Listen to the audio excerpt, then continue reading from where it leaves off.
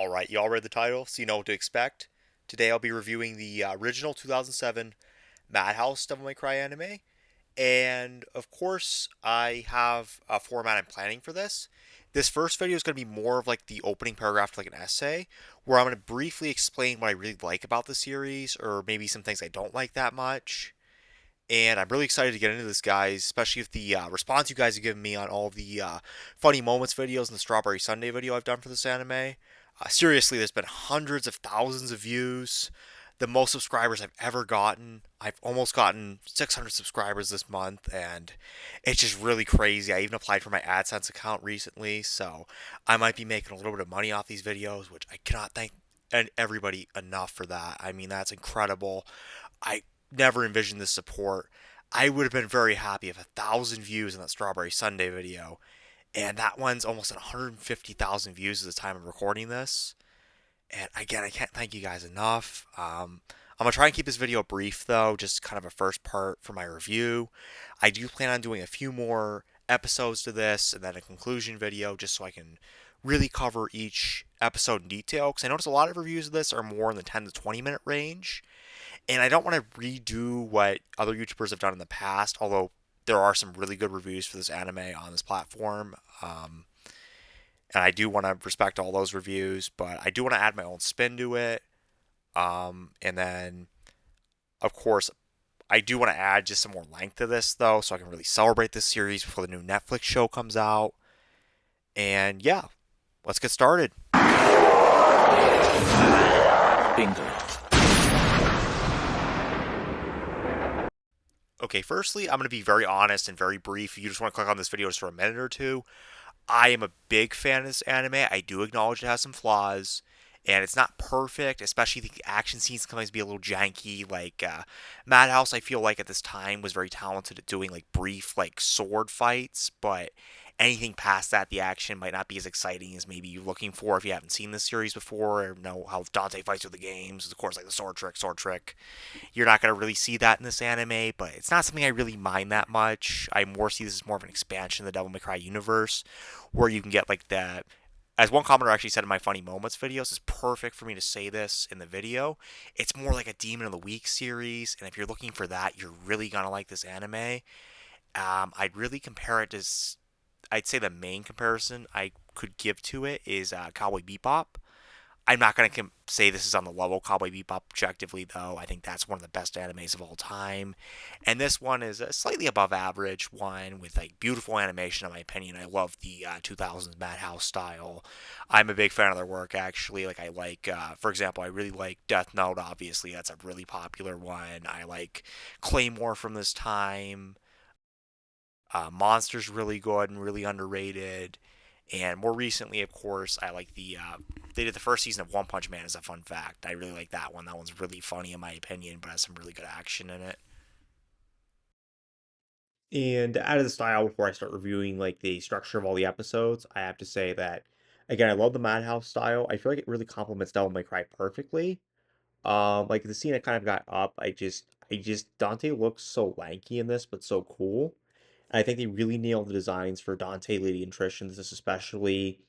They look stylish and cool, but there's also a maturity to them. Which again, like I haven't seen the Netflix one yet, but it looks like they went for more of a Devil May Cry 3 feel. I think this anime is really cool because they went for more of the DMC 1 and 2 feel where he's kind of like a sophisticated cool, where he's more mature now. And I just love the direction they went with his character. It really complements the universe very well. And I kind of like how it sets him up for DMC 4 as well. So before he got happy again and funny, like Wacky Woohoo Pizza Man, this is kind of between like DMC 3 and DMC 4, where Dante's again more sad and depressed because obviously he just watched Virgil. And I like the direction Madhouse really went with the characterization and just design of all the characters. And again, I also think even like the minor characters look cool, like Cindy, for example, and like Morrison, like really fit into the universe here because obviously this is one of Morrison's first appearances outside of like novels. And Patty, of course, like she doesn't, in my opinion, like I like her character. I know some people get kind of annoyed by her, but I do like the little kid comedy relief, and I feel like it is a good compliment to Devil May Cry. And the city itself overall, I just think it's a good playground for really the series events to take place. Like it seems big enough, but not too crazy, where you can kind of keep track of all the characters. And I also like just the kind of like how technology's done in here. It's kind of ambiguous, like what decade this is kind of modeled after. Like somebody joked with me, there's like cars from the 50s. There's like I don't know, like record players from like obviously like 70s, 80s. And then of course like I even joke like there's like 90s to early 2000s motorcycles. But I think it's just meant to be fun, and some of the stuff is even meant to be like vintage, as Morrison says that Dante like likes older antique stuff, and Morrison's car being older as well. I think it kind of matches that they like old stuff, which I really enjoy.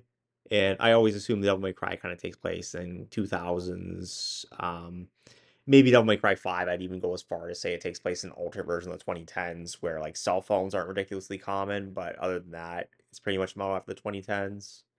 Okay, I just realized this actually. This is so funny that I'm just editing this. I didn't notice this before, but Lady's literally just talking to Dante on a payphone outside of his office. That's just ridiculous. All right, I got a bit off topic, but overall, I do like the atmosphere of this show. I think it's really cool. It just it feels like a vibrant world. Like even though obviously it's not like they animated like a city of like 10 million people or something like that, it still feels lively enough and interesting. Where it's not like, oh, there's the main characters and there's like 20 actual maybe characters in the city. Like I actually think it weirdly does this better than Devil May Cry games. Cause it almost feels like there's 10 characters in each game, including villains that are actual people, and maybe there's like one or two crowd scenes just to show you that like there is actual people in the Devil May Cry universe. But again, that's a real strength of this show because Devil May Cry doesn't really have as well of a developed world as I'd say. It's spiritual successor series like even Bayonetta, like I think nails the human world a bit more. But I kind of like the ambiguity of most of Devil May Cry. But it was really nice to see like a Demon of the Week where Dante helps people that are real and obviously add to the atmosphere of the universe and adds more background characters that can be enjoyed, even if we only see them for like an episode or two. It just made the series really a joy for me to watch as a Devil May Cry fan. Like some of those characters that wouldn't really get game screen time.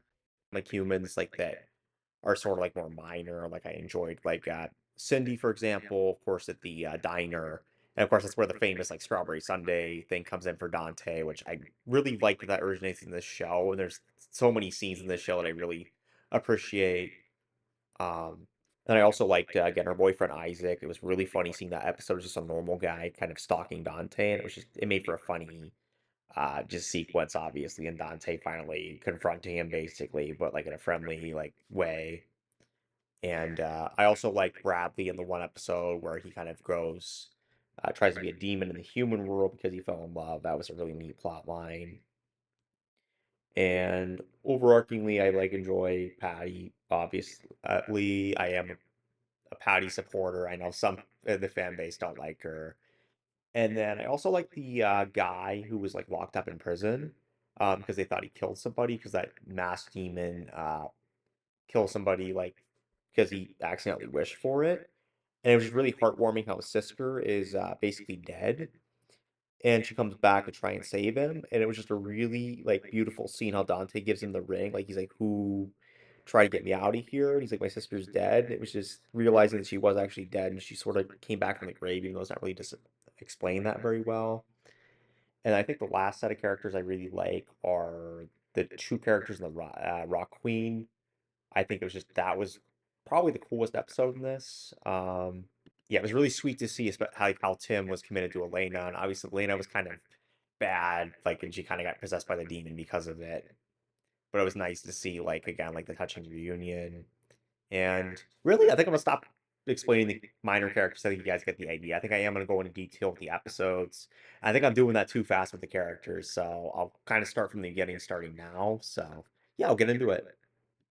All right, so I'm a big fan of the mission-based slash Demon of the Week structure of the series. Again, I really compare it to something like Cowboy Bebop, where these episodes are mostly self-contained.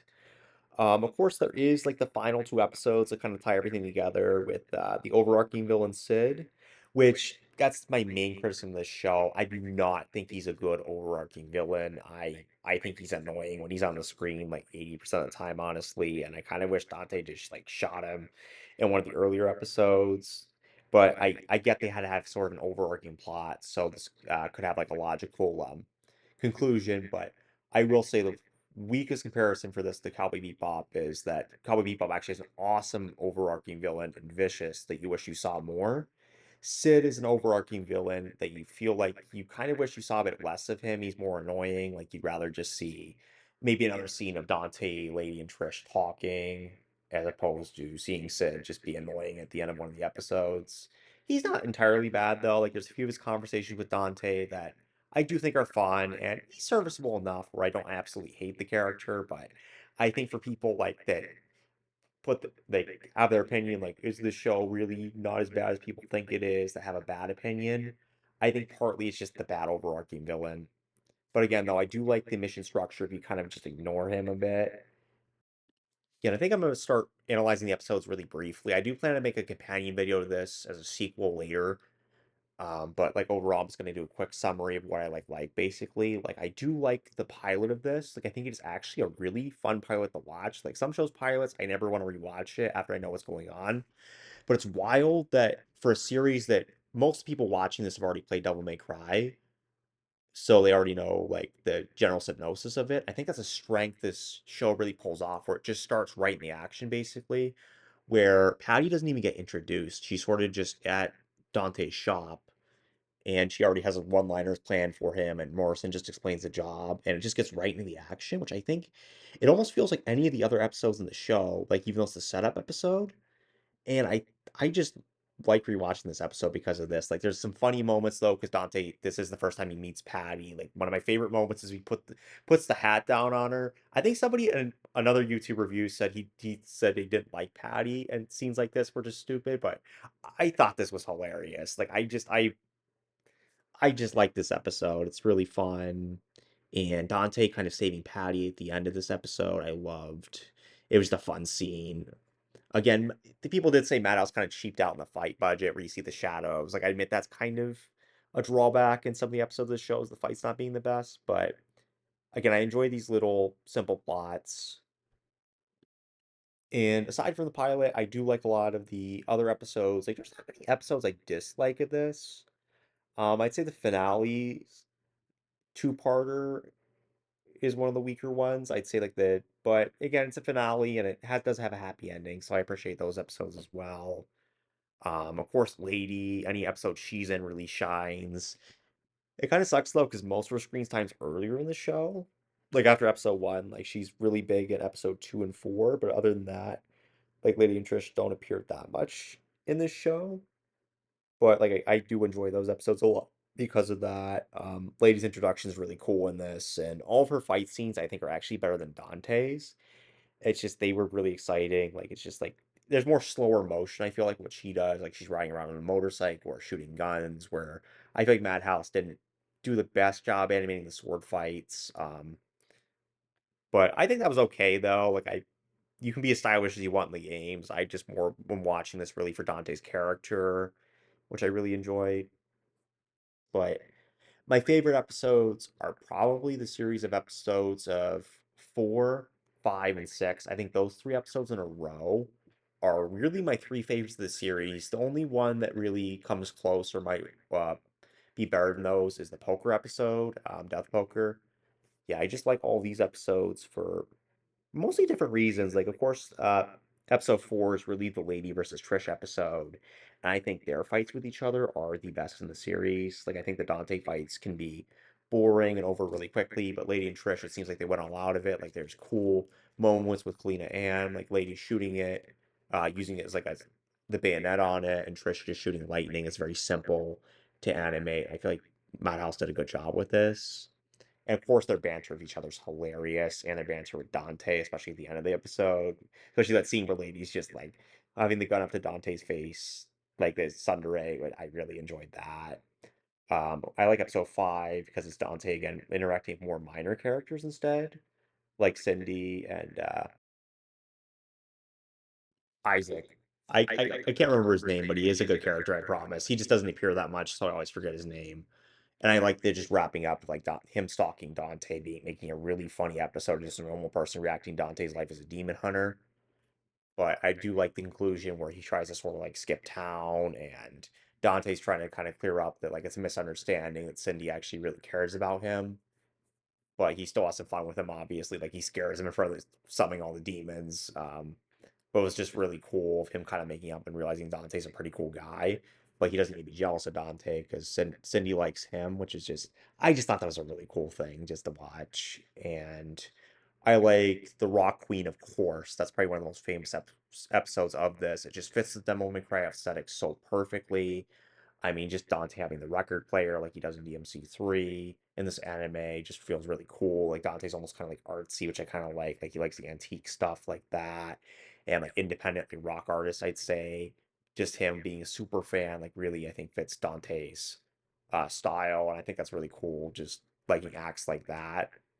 And even though the resolution sounds like something that's like too good to be true in this episode, where of course he separates the demon from Elena, I thought it was a really good ending. Like they could have made it really sad and dark, but they decided just to make sure everybody's happy, just show, oh yeah, Elena and Tim just they live happily somewhere, and I just assume just financially they have enough money just to retire early and just be happy with each other.